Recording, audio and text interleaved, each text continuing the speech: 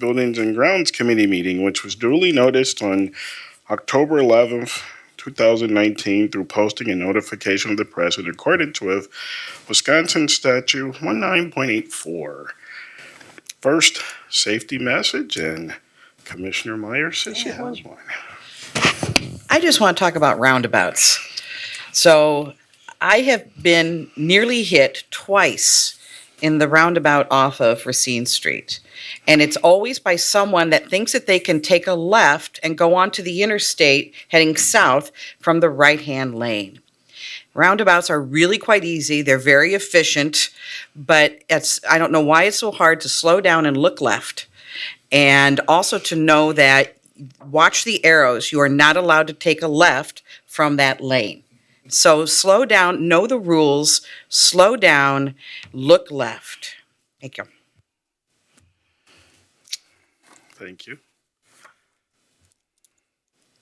That can sort of play into what I was going to share. And it was just as I was reviewing a few things, getting ready for another safety presentation, really on vehicle accidents.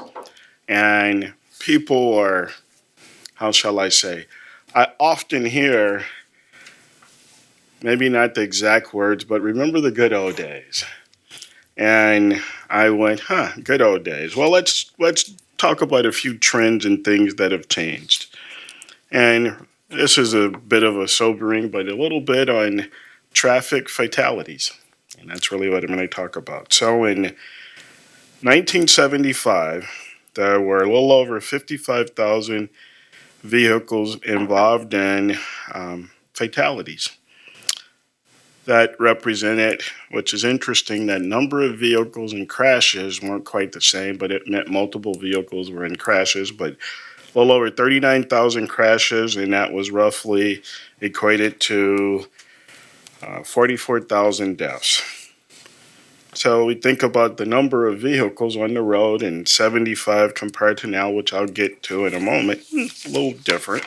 But now, or I should say in 2017, there were about 53,000 motor vehicles involved in fatalities, 37,000 deaths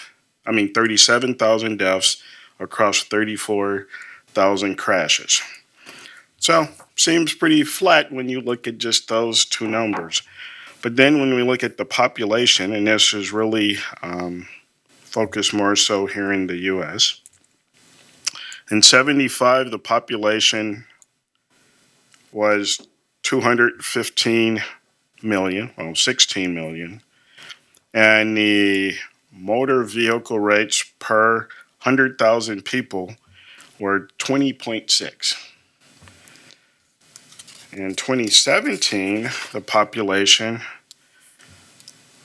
this must be of drivers, there was 326 million, and the rate per 100,000 was 11.4. So almost cut in half. So when we think about, safety and what has changed and all of the implementation of the safety advances in vehicles, although we haven't necessarily changed our behavior, as Kathy just shared, with following the rules of the road and speeds and those things, fortunately, inherently, vehicles have become safer simply by how they're built. And I say that because often one of the things that we try to do, or I try to do, when we're doing our substations and various, well, not just, but whatever we're implementing on our system, is trying to find ways where people can do stupid things and still live. I mean, that's really the goal, is for people to go home safe and live. So I just wanted to, and no pat on my back, but one of the things we implemented is you might see some larger green boxes in various places throughout the communities. Well, those are called switchgear. And the old designs, basically the front of it was all energized and live. So simply, if it's wintertime and they had to do something, they could be into it, slip and fall or slip and go to catch themselves and can stick their hand into an energized compartment. It actually happened to an employee up in the Dane County area. So design-wise, we looked and it cost us probably about $1,500 more per green box, but we went to a dead front design. So the same thing can happen. They could catch themselves and they don't die. So it's just one of those little things that as we think about the good old days, where the good old days weren't really good when it comes to safety as a whole. We continue to get better, and with continued concentration and trying to go with intelligent designs to factor that in, the better we get. So, thank you for allowing me to go into a little detail there. Is there a motion to adopt the agenda? Second. Sorry, I missed that. Okay, motion and a second. Any additions, deletions? Seeing none, should vote. All those in favor, say aye. Aye. Aye. It passes unanimously. So next item, 1.3, presentation of the fiscal 2019-2020 year-to-date financial summaries. Dan. So as I go through my curve here, I appreciate the committee's patience and realize that the word presentation probably actually means a presentation and not just a providing of. So I actually don't have hard copies for you. I know they were included in board docs for your review. And certainly if you have any questions, I'd be happy to entertain those. As you all know, our financials for the most part are fairly steady. We get revenue about 6 times a year. We have expenses on a monthly basis. There's not really a lot of fluctuation. You'll notice as an example, in kind of towards the end of the packet, you'll see kind of a fund balance, and I think we're 3 years. I think it was maybe Matt Sylvester Knutson who put that document together, and essentially all 3 years mirror one another. So really there's not a lot of variance. I know there may be some questions, so I'm happy to jot those down and get back to you if I don't have the specific answer right now. Questions at all? I think probably the one thing is we'll notice that we're approaching one of those time periods where we had revenue come in June, and we have to live with what we have for quite a while before we get more. So I think November we end up managing our money a little closer than other times of, no, let me not say that.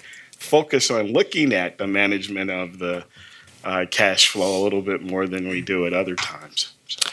You're absolutely right, and that's an excellent point. There's fund balance that is part of the audit report, and it kind of appears quite large, but fund balance isn't necessarily cash on hand. And to the commissioner's point, the chairman's point, it's extremely important to note that cash or liquidity in the bank is very different. So I think that's probably an important element to notice within those financials, because again, I think the perception is we always have cash, we're always good, and we do always have cash, but November gets extremely lean, and June probably is another lean time of the year for us. The good news is we do not short-term borrow. Many districts, because of low liquidity, are forced, if you will, to short-term borrow. That is not our case, so that speaks to the good stewardship of the board over the years. Comments, questions? Okay. Moving on to update on 20. It was an action item, yes. Is there a motion to move it to the full board? Second. All right, motion and a second. Any further discussion? Say none. All those in favor signify by saying aye. Aye. That passes unanimously. Thank you very much for keeping me on task here. Next item, update on 2019-2020 facility maintenance projects. Mr. Leader. Okay, regarding facility maintenance, since our last meeting, we've had one project that's been completed, and that's the exterior steps that lead to the pool entrance at Edison Middle School. So that's completed. The only thing I'm waiting on for that are the handrails that are being manufactured as we speak. So Questions or anything for Mr. Leader? Sure, go ahead, Jim. Where is it at here? There we go, thank you.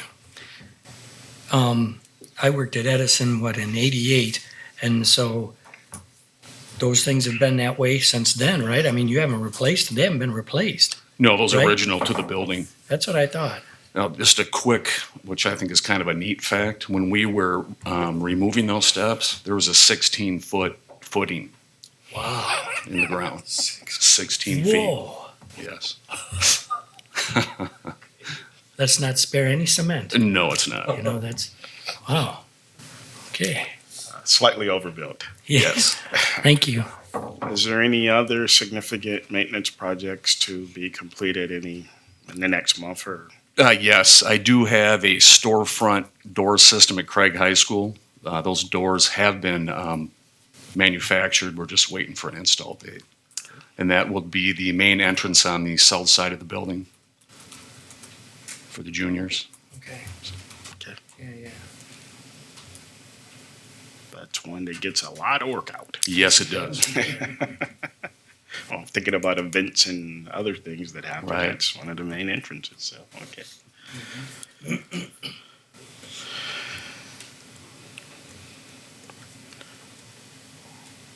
Okay, next item, the facility improvement projects. What I have here is we are still in the planning stage, I should say, of the Adams, Kennedy, and Jackson playgrounds. Okay. So I was in contact with Katie from AYA, and our next step is to contact the principals very soon to have them go over the brochures, if you will, and start picking out playground equipment. Sure. And then we will obviously go out for bid after that, and then get these things started. You know, I just have to say, over the summer, as I've been walking around, and actually I've done a lot of walking through the community and passing by our elementary schools, it's really nice to see the families that are really appreciating the new improved playground. So it's Absolutely. nice to see that. So I think about how we got to that point. Another fat guy and myself at Monroe, as the young student, commented on two commissioners being there, but it was actually just Sally Pope pointing out the condition of the playground, and I think about the wonderful improvement that we've made with that. So it's good. All right. Any questions for Dave? Thank you very much, Dave. Next, planning for future facility maintenance and improvement projects. I think, well, as I said, our next step really would be looking to UNESCO to get improved estimates and things. I've worked with Dave, and I've taken a shot of at least putting down a prioritized list. I think we want to refine that a little bit. We did have some rough budgetary estimates, and I want to work through a few scenarios, at least for the management of work, of what it could potentially look like, and then whether we want to do it over I would say probably based on the work that was done at Edison, at least a 3-year period, but, whether it's, 4 or 5, I wouldn't think we want to go more than 5 years, but how do we want to mix and match those for locations and projects? So we'll be refining that in more detail. Just wanted to share kind of where we were at this point. Any comments, questions about any of that? Okay, thank you. Oh, go ahead. Just so then, once we get the thing from UNESCO, are we going to start our walkthroughs again, or is that what you're waiting for? Or I We guess can I'm not clear. we can do our walkthroughs I kind of view this as separate. When you really look at the maintenance list, it's a lot of what we saw from our last committee walkthrough, but the majority of the dollars and things are items we can really see: windows and lights, And then it's items that it's hard to tell other than age, the mechanicals. So I don't necessarily think we really need to do that unless as a committee we think there is some value in that. But I think we can review our last walkthrough, and I'm pretty sure we would find almost the same conditions that we had. Okay. So I would expect that next month we would have a much more information in this area for discussion. Thank you. Okay, thanks. Okay, next review the 2019-20 revenue limit worksheet.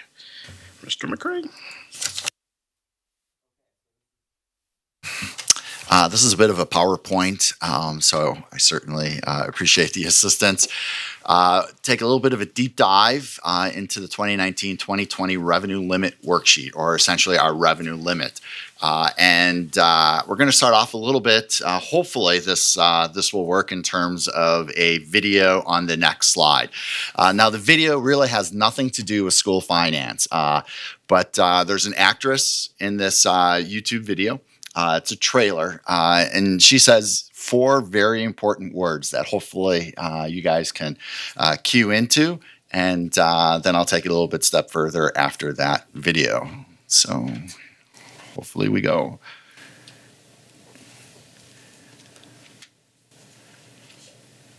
Or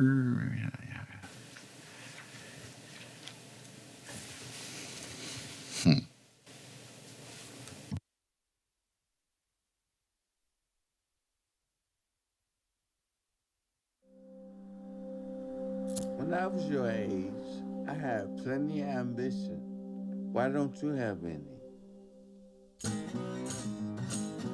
Big, pick up the radio. Answer me. Where are you? I should be there in 10. I'll be there soon. They need to go to the grocery store, you. They have to go to dialysis, you. They have to get home, it's you.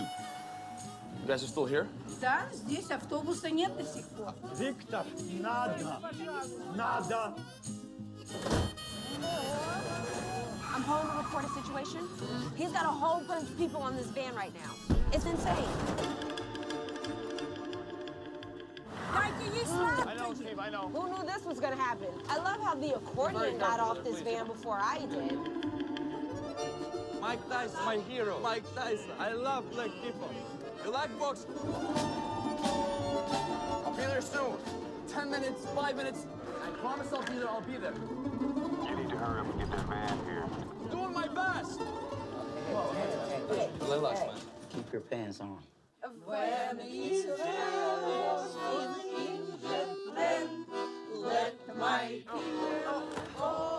it. Excuse me. Hello? What are you doing? Oh my gosh. Quickly, let me adjust quickly. What's going on? The road is blocked. There's a protest. You can't go this way. You're gonna have to go all the way around. The whole damn neighborhood is barricaded. Why do you think I was late? Any idea how many people depend on me? I depend on you. I depend on you. They can't do what you can do. That's why you're doing what you're doing. That's why you have that job. I give you chance after chance. You know, some things you just can't explain. Life is wonderful. Life is beautiful. Life, it is what it is. All they do is, I just do. Do what I do just like everybody else does. And when good things happen, you got to grab it with all you got and try to keep it the best way you can.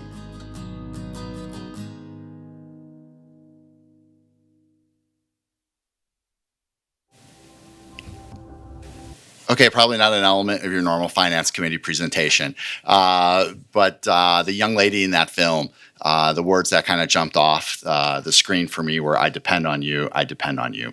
And the reality is, and I have this discussion sometimes when Dave's kind enough to listen, is you know, children will cross our stage regardless of who the business manager is or how granular we can get in some of our work. But the reality is if we don't do this sometimes very granular work, we're not going to be there for people. And so they really depend upon us, if you will, whether it's the committee, whether it's business services, whether it's facility management to do our work. People depend upon us, even though they sometimes don't know it.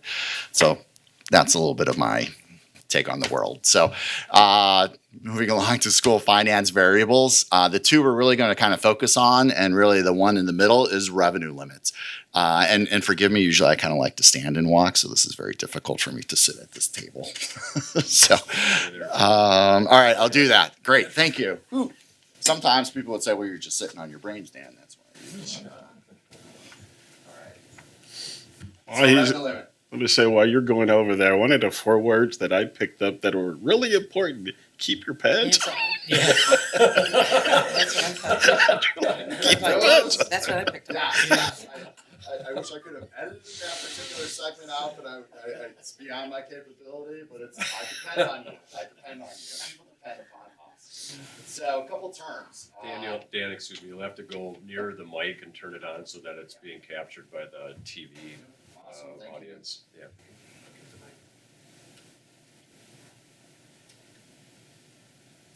My coach's voice isn't going to carry. Well, in the room it would be captured by the recording equipment. Nope, absolutely. So a couple of items in terms of understanding terms. And we're kind of planting the seeds. So you're going to hear this most likely over the coming months. All right. And so one item is your base revenue per limit, and that's prior to any exemptions. And we'll see what that looks like actually as we move forward.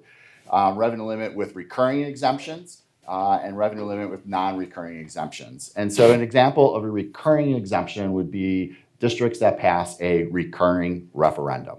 It's going to happen for now through infinity. All right, a non-recurring exemption, if you will, would be a declining enrollment exemption, an energy efficiency exemption. Those are examples of non-recurring. Enrollment, okay, which is sometimes what we view as our belly button count. All right, it's not our FTE, which is really our membership. That's, for the most part, I would say and argue what we're really most interested in. All right, so a belly button count that we do every September, all right, is essentially that, okay, with our FTEs associated, and we'll kind of walk through that in a little bit. All right, the September membership FTE, and then the 3-year average membership. There's lots of numbers, okay, and that's sometimes the issue we have in school finance. All right, we got like a bazillion data points, and sometimes people will pick out a particular data point and gravitate without perhaps understanding context, all right, or understanding exactly what that data point means. So at the last board meeting, you were essentially, as a board, provided with the belly button count. All right, what we need for the revenue limit worksheet is our FTE membership. And that's why sometimes you'll see differentiation between numbers. Okay, and essentially, our revenue limit, for the most part, is comprised of Fund 10, our general fund, which is our largest fund, our Fund 38, our non-referendum approved debt. And you may recall the recent refinancing the board to save some dollars. All right, that was really relative to our Fund 38. And then our Fund 41 Capital Expansion Fund. Okay, we do not utilize the Fund 41 Capital Expansion Fund. That is within the revenue cap. But the good news is we do utilize, if you may recall, the Fund 46, which is our Capital Improvement Fund. Two different funds. All right, this is our membership. So if you go back and you look at the dollar value, the numeric value that was provided to you at the last board meeting, you'll say, well, Dan, isn't that our membership? I'll say that's our belly button count. That is not our membership. This truly is our membership. This is what we will report on the third Friday count on our revenue limit worksheet. And it's that number highlighted in red. Okay, it's not bad that it's highlighted in red, but it's highlighted in red simply because it pops off the page a little bit easier. So when we look at preschool, all right, so you'll see that we had 50 children within our preschool, all right, and that really nets out, if you will, for us to an FTE of 25. It's a 0.5 multiplier that the Department of Public Instruction provides school district. Then we'll look, and I won't go through this line by line, but you'll look at 4K. We have some partial 4K students and that are essentially a 0.5. We have some 4K students that are a 0.6. Full day kindergarten is a 1.0 FTE. All right, and our students in grades 1 through 12 are a 1.0 FTE. So when we multiply that out, our FTE on the revenue limit worksheet is 9,360. And this is what our membership, our base membership, as reported in September, looks like over the most recent time.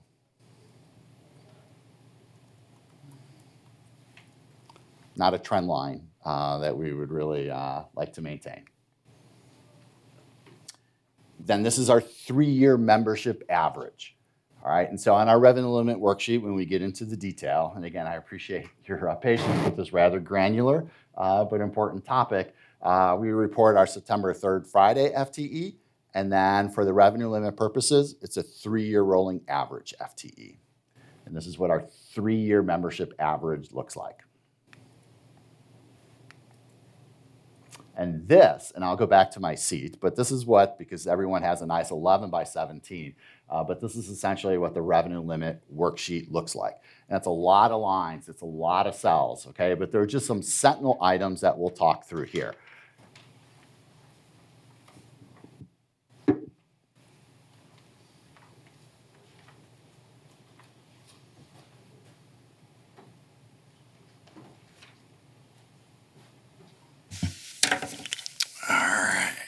Just remember, you could be sitting on policy committee. Okay, so this is good stuff. All right, so item A is our base membership. Okay, base membership. So that is essentially what our revenue limit was last year. All right, and so that's what the DPI looks like, or looks at to begin with, is our base membership. B is our prior year 3-year rolling average FTE. C is our current 3-year rolling average FTE. D is our declining enrollment exemption. This is a non-recurring exemption. So that 1.4 million will fall off our revenue limit next year. All right, if we get another declining enrollment exemption, then the year following, that will fall off. So essentially our revenue limit over time is shrinking because our exemptions are falling off. The exemption, if you will, serves as somewhat of a circuit breaker, ensuring that what you have this year is at least the same as what you had the prior year. E is our property value, and that went up approximately 8.9%. It's our aggregate property value. TIF out, tax incremental out. F, okay, good news for us. Albeit we could have a discussion in terms of what's more important for Janesville, per student categorical aid or revenue cap relief. So we've received both this year, but the per student categorical aid is not included on the revenue limit worksheet, only the revenue limit increase. And so we saw the $175. Now with that, you'll see about another $37. All right, and that is part of legislation. All right, this year is the low revenue limit ceiling was increased. We've always, as a district, been below the low revenue limit ceiling. And this goes way back to 1993, when kudos, I suppose, to the board at that time, we were low spending. All right, and then 93 came in, and legislation said, well, we'll lock you in where you're at that particular point in time. And so we've always, as a district, been behind the 8 ball in terms of the low revenue limit ceiling. All right, so we saw an increase in both those components. So that's good for us. And that takes us, if you will, to a $93,061,800 revenue limit prior to any exemptions. Now we start to take a look at our exemptions. So in Janesville, what we do is we only do transfer service exemptions for English language learners. And that's where you'll see a recurring exemption come in, and that's approximately $32,500. So we get to hold that forever. Then you'll see kind of in the H, some non-recurring exemptions. And this is where the energy exemption will come in, because that will fall off. And so when the board passed its Act 32 revenue limit exemption 2016, 2017, in the neighborhood there, all right, is that will end. And eventually that ability, all right, to exceed the revenue cap will go away. All right. Then we move into I. All right, and H, if you will, excuse me, skip over that a little bit, are non-recurring. Oh, I hit that. I is our July 1st aid estimate. Now, today's the day. And at about 8:45 prior to the start of this meeting, I went to the DPI school finance page, and they have not yet published, all right, the October 15th equalization aid. All right, but it's probably going to be extremely close. So based upon some discussion with some peers, I think we'll probably be about $75,000, excuse me, plus or minus within that July 1st aid estimate. So once we get that today, all right, then this will actually be finalized, and you'll see some fluctuation, albeit on about a $96 million revenue limit. The 75 is not going to swing that much. All right. Then we move into J, which is our levy components, our Fund 10, our Fund 38, both of those items within the revenue limit. All right. So not outside the revenue limit, the $27,477,639. And I'm not going to say this, but essentially the $2.9 million in change on our Fund 38 debt. Then we move, and you'll see $10 million for debt service, another $50,000 for community service, and then there's a prior year levy chargeback, which means someone overpaid their taxes, or there was a property that did not pay taxes that we calculated in. We're able to recoup that this year. In the neighborhood of about $23,000 for a total levy of $40,753,059 and a mill rate approximately 3 cents less than where we were last year. So that's a very granular and hopefully not too sedating approach to the revenue limit worksheet. Any questions thus far before we go on? I should have said this before we started. So part of, as Dan and I talked, I wanted to make sure that we had I'd say an overall grasp of the base financial pieces, because this is critical. It's going to be even more critical as we look going forward, just to understand. If you remember, we were talking levy versus mill rate. Well, it's one thing to understand it sort of in those, but then how does it really apply? This is part of the I'd say the education on how does it overall apply.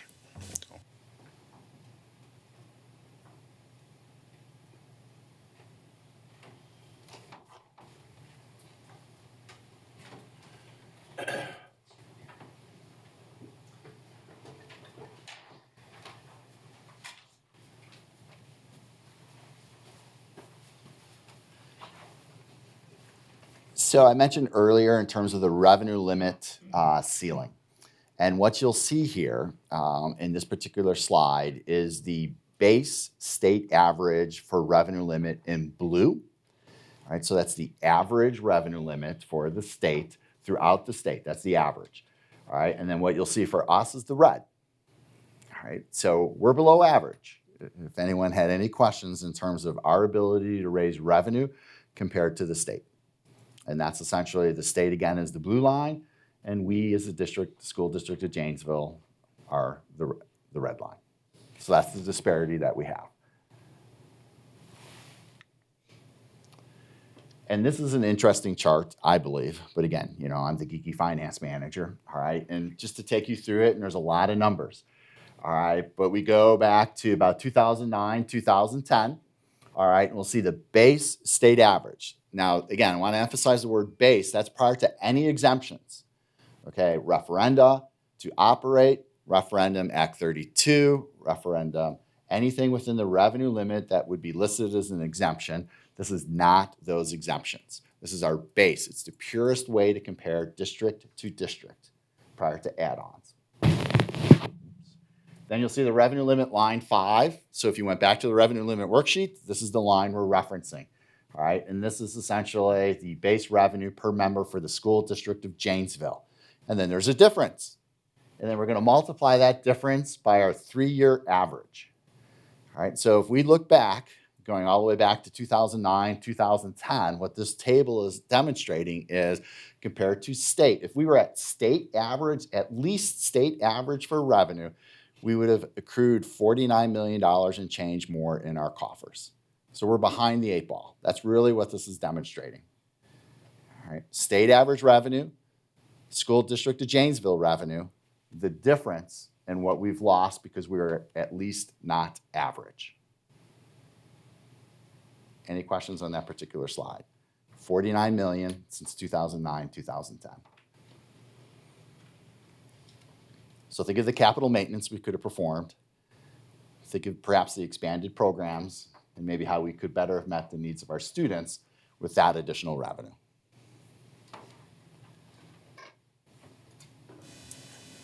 Okay. So the reason our base revenue is much lower than the state average base revenue is because of our what? It's a very great it's a great question. And the reality is it just goes back to 1993 and where we were spending at that point in time. Because we were spending conservatively in 93? Yes. Extremely conservatively in 93. Because Okay. again, we're below the revenue limit threshold, okay, which has just recently moved up to 9,700. All right. And so before that, we were below. Okay. This year, we're at 9,700. Next year, that low revenue limit ceiling will move to 10,000. So we'll receive an extra 300. All right. But we will still have, if we go back to that kind of line graph that we'll still be behind the state average. So this is nothing that the board has done since 1993. It's where we were in 1993 and where we were locked in. And there is, and what ways, so it looks like there's no way to catch up, or is there? Within base revenue, Yes. We'll never catch up. The only way to expand revenue, all right, is via a recurring or non-recurring exemption, such as a referendum. I see. Now, I'm not proposing a referendum at this point, all right, but that's the tool, all right, that the state has provided us as a district to close that revenue gap.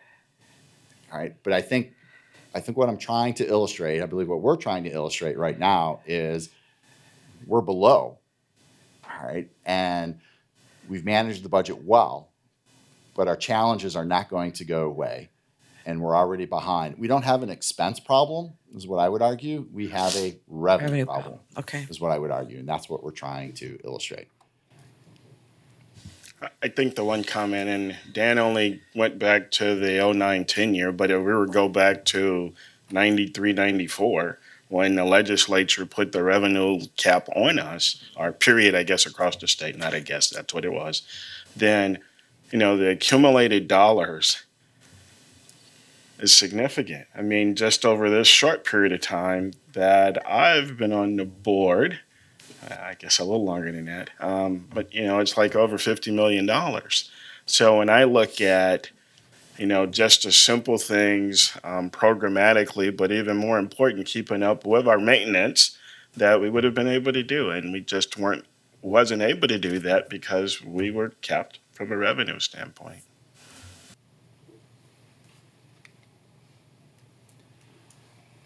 This is kind of a nice illustration. So this is a 2019-20 base revenue limit per member. All right, so my former district you'll see listed. All right, first. All right, so for every member they have, okay, they recoup $10,905. All right. Now, they've protected their base revenue because they have a recurring referendum. So their base has stayed up. So that's good for them. Right? None of those other districts, but that's a base revenue. And I'm going to muddy the waters a little bit, so I won't go too deep down that rabbit hole. But this is where we're at.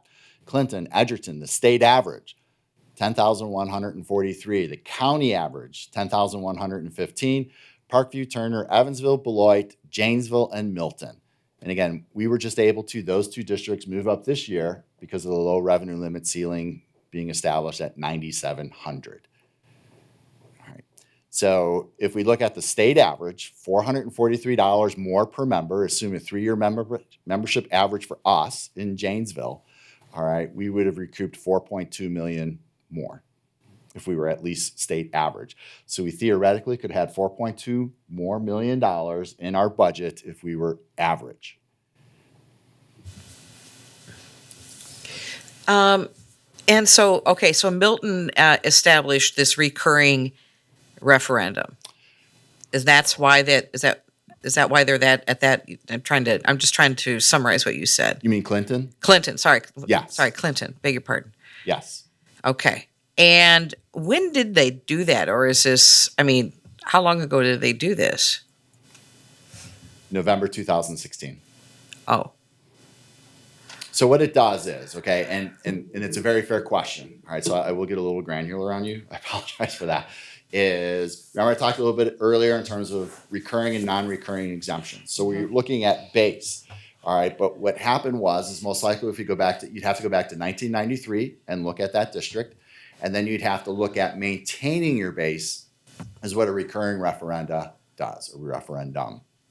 Okay. All right, so it's a little bit of it's a fruit. It's a little bit of an apple and an orange. So they're somewhat unique, all right, in terms of why they're high, but being able to maintain their base. And that goes back to the nuances of a recurring versus non-recurring referendum. A non-recurring referendum, declining enrollment, if that's where you're at, your base is always shrinking, all right, versus a recurring, your base is still shrinking, but it's shrinking much lower. It's just the nuances of a revenue limit worksheet. So,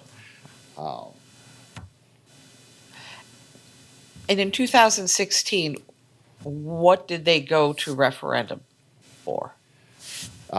So Clinton went for a 4-year step recurring referendum, $450,000 per year over a 4-year period to cap out and add $1.8 million recurring. 1.8 million? Yep. What is Step that? recurring. What is that how is that in relation to their whole budget? 1.8 million is probably, I'll guess, about 7.5% of their overall budget. Okay. You raise an interesting point with that question. Probably not where you're going to go, but I'll extrapolate it out a little bit. It's what you'll see is more and more districts, okay, are starting to via referenda. All right, that referendum for that particular district. What's happening is you're getting 10 to 15% of your revenue in many districts throughout the state of Wisconsin, and it's growing. All right, as part of their overall revenue. All right, so think for those districts that don't establish a recurring referendum and electors just establish a non-recurring referendum. So think of it as variable pay, okay? You're gonna get 15% of your total compensation every year, but could go away. And then how do you adjust your budget by 10 to 15%? That's the danger where you're seeing more and more districts going, and referendum is part of more and more, a larger component of their overall operating. To balance everything out. To balance everything out. So you either have to look at reducing. So using us, and again, this is not a referendum presentation. So I want folks to know that it's really kind of focusing on revenue and revenue limit and how that works for us. All right. But yes, if even in your own budget you lost 10%, all right, of your family income, all right, you're going to reduce your expenses. All right, but that's perhaps a challenge. So that's where districts are going. It's just a nuance or a point to where districts are depending more and more on referendum, all right, which is growing as a component of their revenue. And should the voters not elect, which is why sometimes you'll see some districts, Fort Atkinson is an example, they have a split between a recurring and non-recurring. To where if they lose that non-recurring referendum, all right, it's not going to be as dramatic to their fiscal line as if they lost it all. Okay. And so a recurring referendum is applied. So when I think of referendum, I think of bricks and mortar things. Sure. But that's not what this is. This is operational. Operational. Okay. All right, thanks. You bet.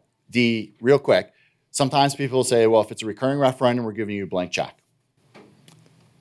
And I would argue, well, it depends how it's presented, and it depends what trust and value you find in the school district. The other nuance is pretty much every non-recurring referendum is a recurring referendum because those districts go back and go back and go back and go back. So in Clinton's case, the actually community, because there was a community financial advisory committee that was engaged, and it was the community members who were presented with options and said, well, why would we come back and do this every 3 years?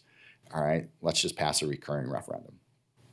Not that Clinton will never have to go back, but that was the mindset of the community because they understood that we'll see you in 3 years or 4 years or 5 years, but we'll always see you. You'll always be coming back. It's going to be recurring nonetheless. And so the 1.8 million Yep. recurring every year, Yes. okay, is what contributes to that $10,905. It's a component of it. It's a just the nuance of component of it. Clinton. All the other districts, so if you look at Edgerton has a non-recurring referendum. It's not included as part of their base. Evansville moved to a non-recurring referendum. That's not part of their base revenue. It's just the nuance of Clinton passing a recurring referendum that helps elevate their base revenue per member. And so if we wanted to get up to the state or county average, whatever, they're pretty close, and we were to go to a recurring referendum, what would we need? How does it translate from 10,143, and 9,700? I mean, what does that mean to us in terms of dollars on a referendum, an operational recurring referendum? What does that mean? So that's a great question, and I'm not prepared to give you an answer for that. Only because I want to just talk about revenue, right? Okay. So we could certainly look into that. That's just not a number I ran because I didn't want this to be, the referendum presentation. talk. Yeah. Okay. It was really, I think, just a revenue presentation. Okay. All right. And so this is, and again, think of this as building blocks because as we move into the budget development process, okay, ideally it's a balanced budget, right? Revenue, expenses, end the year at 0. All right. So as we move into that process, this is just really to let you know that our revenue is not growing exponentially. It's decreasing. It's decreasing because of our declining membership. Yes. So when we move into some of those difficult budget discussions in terms of, all right, well, we have limited revenue, all right, we have expenses, something has to go. And so it's really beginning to set the stage and context, if you will, for, well, we always seem to have revenue. We always, as a district, seem to have money, all right? And, now you're telling us maybe we don't have as much money as we always thought we did. And it becomes a cultural shift for us as a district as well.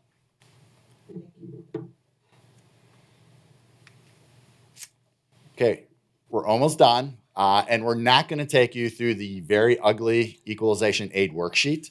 All right. But just understand that as part of the cap, all right, there's equalization aid and local levy. And as a district, we are heavily aided. We're almost at that 2/3 point of revenue or state support, all right, that you remember former Governor Tommy Thompson would speak to. All right, we're going to fund you about 2/3, 66%. Okay, we're perhaps not quite at 66%, but we're really close to that. All right, but what happens is, all right, declining membership, all right, increasing property values, more value behind each member, all right, less state aid. And that's really what this slide is trying to present. All right, so the cap isn't necessarily, it's shrinking, all right, but you're going to start to, over time, start to see a shift, all right, of less state aid because we have fewer members. All right, we're still within the cap, but it's going to be a shift to local property taxpayers. And that's what we're beginning to look at and what we're going to try to manage over the forthcoming future. And that's really all I have. It's very granular, all right? And I know that's a word I probably overuse, all right? The devil's in the details. Hopefully I'm not the devil, all right? But the devil's in the details.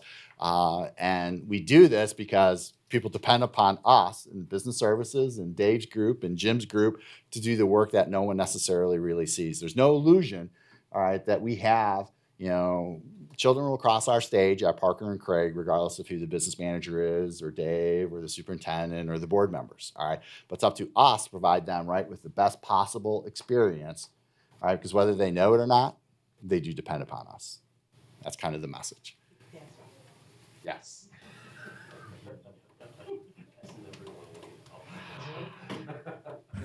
Please don't.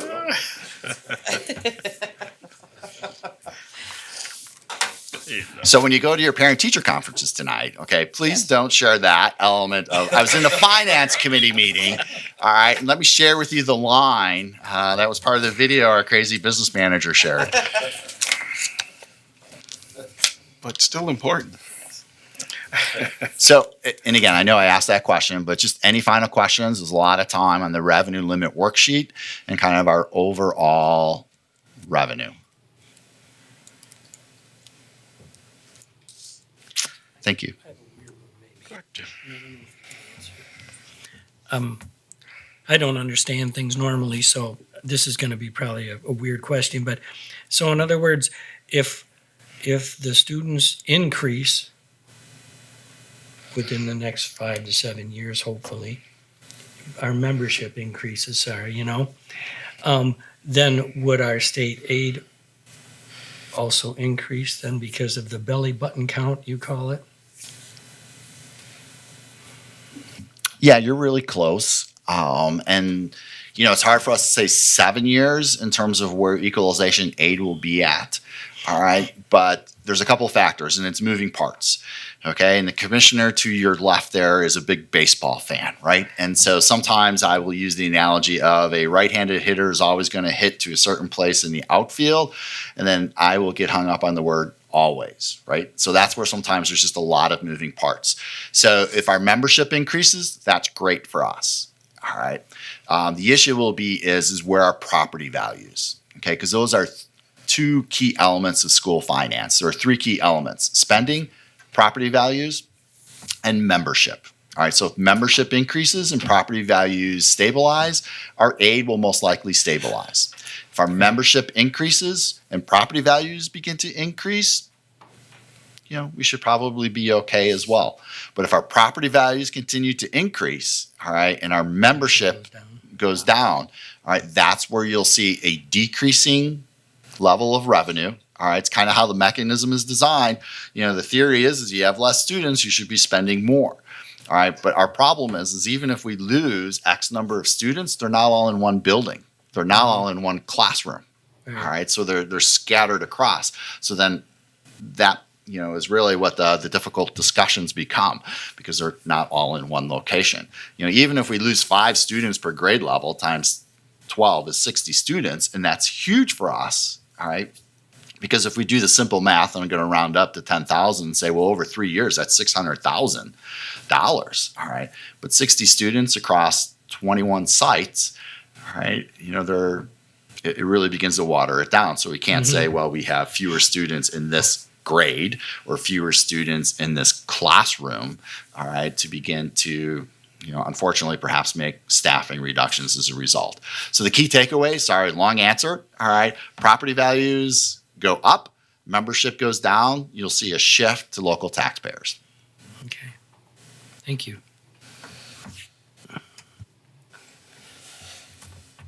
Thank you, Dan.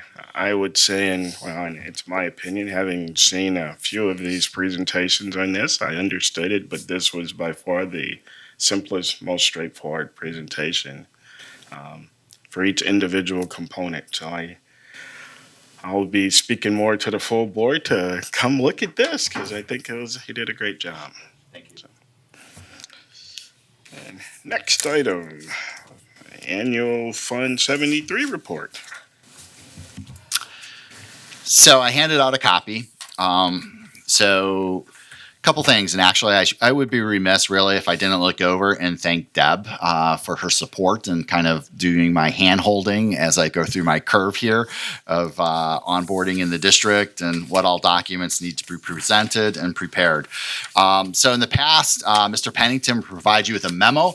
Not really a big memo guy. It's not that I can't write. Just you have this. This is what we actually provide to the Department of Public Instruction. It's an audited financial statement, albeit our audit will not be complete and submitted to the DPI by December 1st. But I doubt there will be any changes on our Fund 73. And what you see is a snapshot on page 1. All right. And really what's most interesting, if you will, is our fund equity. All right. And that is essentially at $4.2 million. Now you're going to say, okay, should I be happy or should I be sad?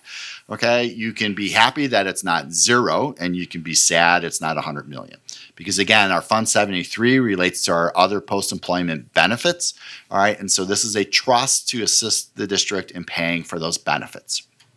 You'll see as part of the audit process, all right, more detail in the audit report, okay, that is even beyond my comprehension because it's written in accountantese, if that's a word, but I'll make it up, all right. But you'll also see components of a very important report that the district prepares with its partner Key Benefit Solutions in terms of the actuarial study related to Fund 73. All right, so we are a pay-as-you-go district, which means when we have money, we pay as you go. All right, now the reality is there are none of our retirees, all right, who are foregoing any benefits. We are committed to those benefits. This is just a financing mechanism, to assist us in making those commitments. It's really dry, sorry, but it's a reality that we have to report on Fund 73 on an annual basis. Good news is you're not seeing a negative number. The number will never, ever be large enough, although I suppose there is a threshold based upon the key benefits study. But when we look at that, it's never going to be large enough. Comments, questions? Moving on to the next one, a review of Fund 38 WRS debt schedule.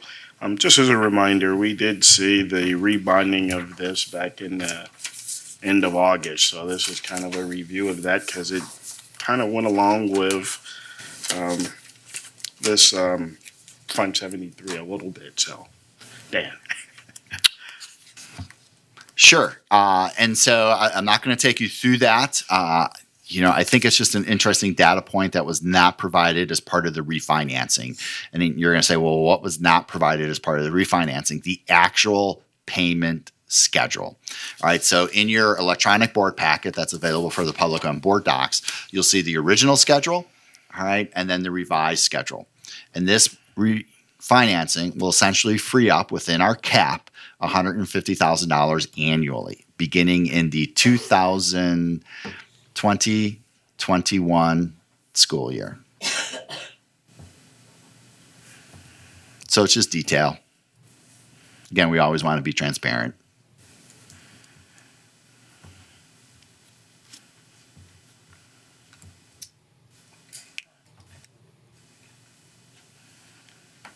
The one comment I'll make is when we went to bond WRS, it seemed like it was so long ago, which it was longer than I thought, but it's easy if you've been a commissioner that was involved in that, myself and Commissioner Murray, to go, are we still talking about this? Aren't we done paying for it?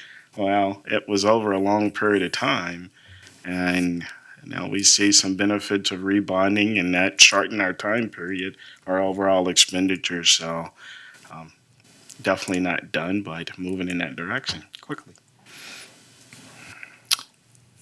Excellent point. And real quick, and something that I did not mention is Wisconsin school districts are not able to issue bonds in excess of 20 years.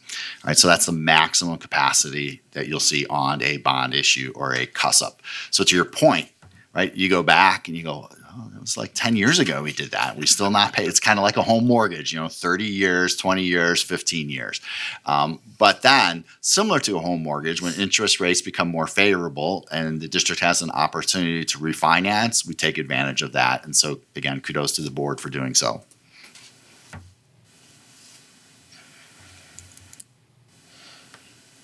Any questions along that line?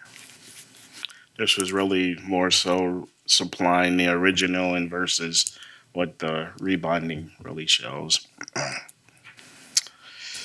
Okay, thanks, Dan. Next item is future committee items.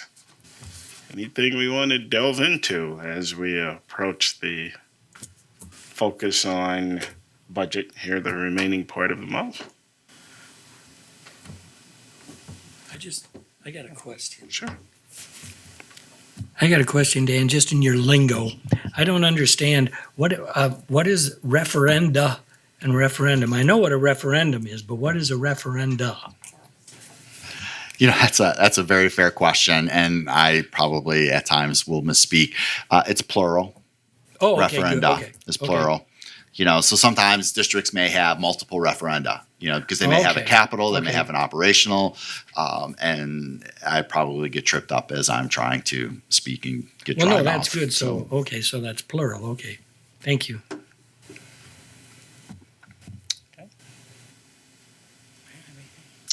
Okay, no further items for the committee. We've reached the end of our agenda. We're adjourned.